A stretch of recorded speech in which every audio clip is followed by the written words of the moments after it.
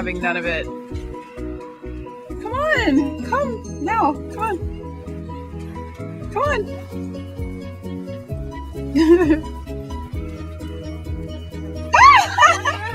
Come on, come back. Where are you going? Man, you're a wimp, Peppero. Sorry. No, you can't go back in. Let's go. Go pee pee and poo poo. She's not feeling this. She's like, what the hell?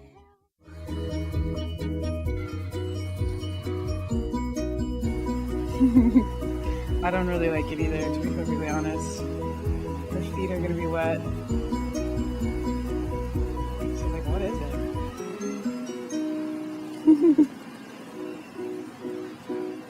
Okay, she's giving up on me. You giving up? Alright. Blizzard! Seoul Tower is right there through that V, that vanishing point. That's where Seoul Tower is. You can normally see it, but it is crazy out here. So, yeah. And yes, I have an umbrella. Shut up.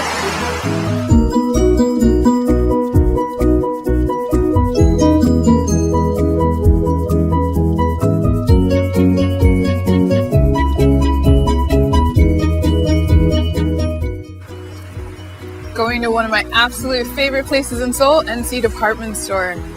They didn't pay me to say that, but they should.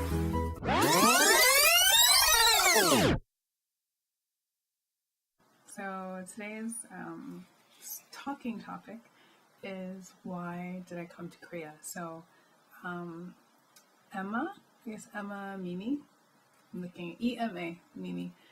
You had the question here. It says, I'm curious how you found out about South Korea and why you chose to move there. So I thought I'd answer that question and then we'll go back to more snow footage. Yeah, South Korea. I actually had my best friend growing up in middle school was Korean, but she had never lived here. So I guess I was just kind of like, okay, Korea's a place like my friend's from, and it's between Japan and China, and I'm sure they're the same, right? Because that's what people think in North America if they don't know any better.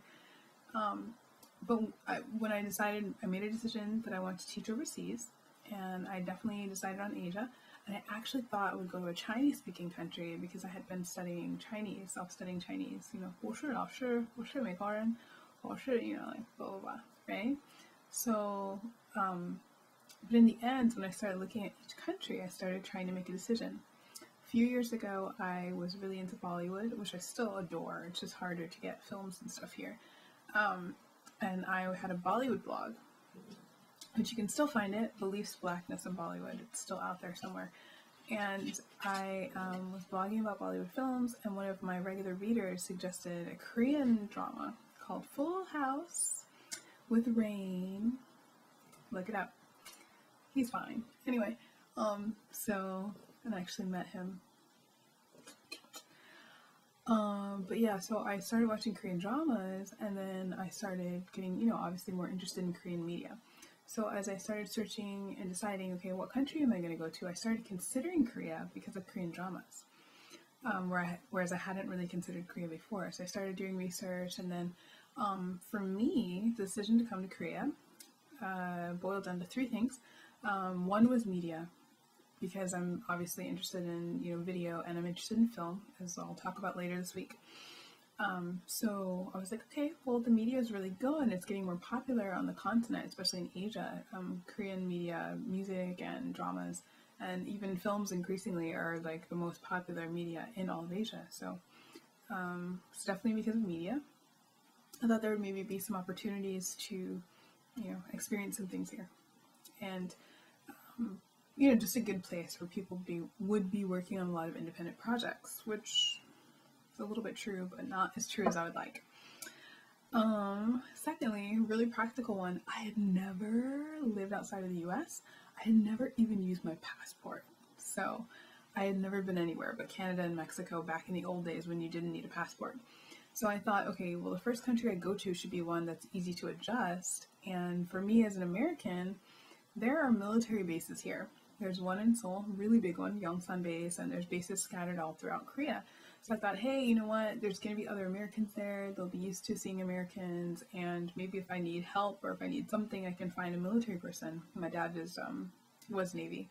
So I'm like kind of used to, military people and stuff. And I know what it is to be on base or be around base. So I thought that, that would make my transition to being overseas a little bit easier, was being in a place that had military. So the American base for Korea, I thought it would make it an easier location because of the military.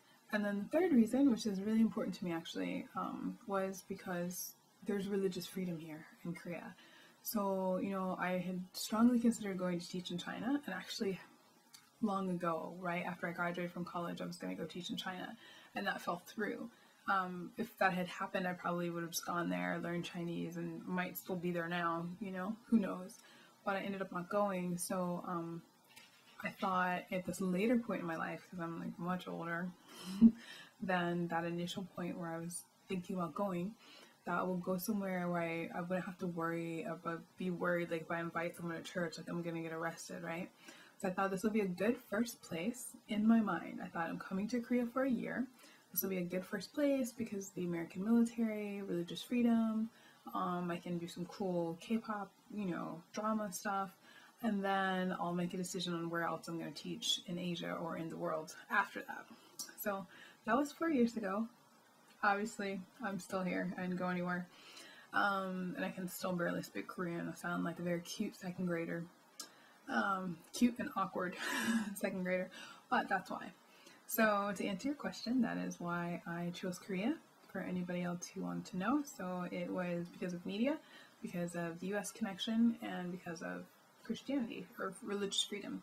So that's all. And now back to our snow footage.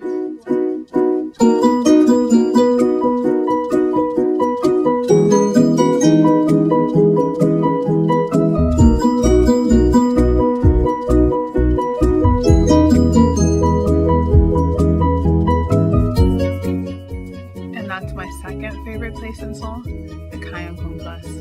They didn't pay me to say that either, but they should.